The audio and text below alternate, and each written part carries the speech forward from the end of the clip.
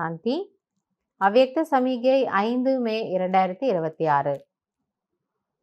Pop தாதாவினுடைய அன்பான அறிவுரை குழந்தைகளுக்காக இன்னைக்கு என்ன சொல்றாருன்னா, जिसको ड्रामा के ज्ञान की शक्ति प्रैक्टिकल जीवन में धारण है वो कभी भी हलचल में नहीं आ सकते. நாடகம் நாடகம்ங்கிறத தெளிவாக புத்தியில் வச்சுக்கோங்க. நாடகம் ஜோ குச் பி ஹோகா, எது நடந்தாலும் சரி. ட்ராமாவில் இன்னைக்கு இந்த சீன் இருக்கு போல இருக்கு.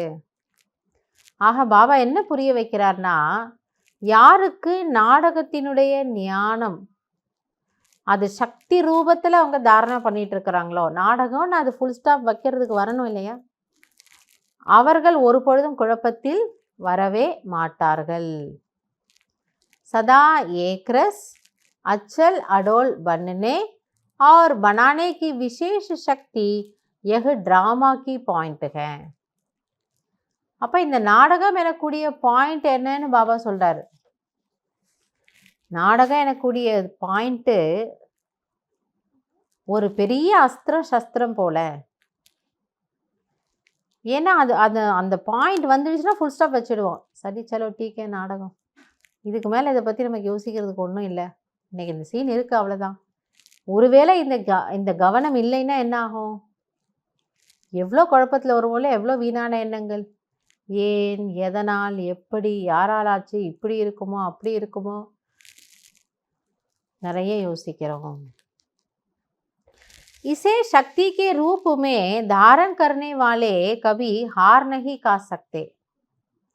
அப்போ பாபா சொல்லி கொடுக்குறாரு, இதை யார் சக்தி ரூபத்தில் தாரணை செய்கிறாங்களோ, அது ஒரு ஆயுதம், ஒரு பலமான ஆயுதம் உங்கள் கையில் கிடைச்சிருக்கு. அவர்கள் ஒரு பொழுதும் நாடகத்தில் அந்த காட்சியில் அந்த குழப்பத்தில் தோற்று போக மாட்டாங்க. அப்பயே அவங்க ஸ்திரமாக நிற்கிறாங்களாம். इस कल्याणकारी ड्रामा की हर सीन में कोई ना कोई कल्याण समाया हुआ है. ஆக இந்த நன்மைகரமான நாடகத்தில் ஒவ்வொரு காட்சியிலும் ஏதோ ஒரு நன்மை அடங்கி இருக்கிறது. ஸோ நான் என்ன நினைக்கிறேன்னா, நல்லது நல்லது நல்லது, ஏதோ ஒரு நன்மை இதில் அடங்கி இருக்கு.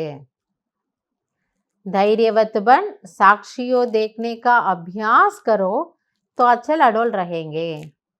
எனவே பொறுமை சக்தி சகிப்புத்தன்மை உடையவராகி நாடகத்தின் ஒவ்வொரு காட்சியையும் சாட்சியாக இருந்து பார்க்கக்கூடிய பயிற்சி என்று இருந்ததென்றால் நீங்கள் ஆடாது அசையாது இருக்கலாம். சாட்சி நாடகம்னால என்ன? தியேட்டரில் ஃபிலிம் ஓடிக்கிட்டு இருக்கு, என் முன்னாடி சீரியலில் ஒரு ட்ராமா போயிட்டுருக்கு. ஏண்டாப்பா தம்பி இப்படி அடிக்கிறேன்னு நம்ம கேட்க மாட்டோம். புரிஞ்சுக்கிறோம், இவர் வில்லன், அதனால் இவர் அவர்கிட்ட அடி வாங்குறாரு, ஹீரோ அடிக்கிறாரு. நமக்கும் பாபா என்ன சொல்கிறாரு, காட்சி ரொம்ப பர்ஃபெக்ட் இல்லையா? ட்ராமா 2-3 வார்த்தை சொல்லியிருக்குது. ட்ராமா அக்யூரேட், ட்ராமா வஃபாதார், நம்பிக்கைக்குரியது. நாடகம் உங்களை எங்கேயும் ஏமாத்தாது. ஏதோ ஒரு காரணத்தின் பின்னணி இருக்கிறதுனால இன்னைக்கு இந்த சீன் நடந்துட்டுருக்கு.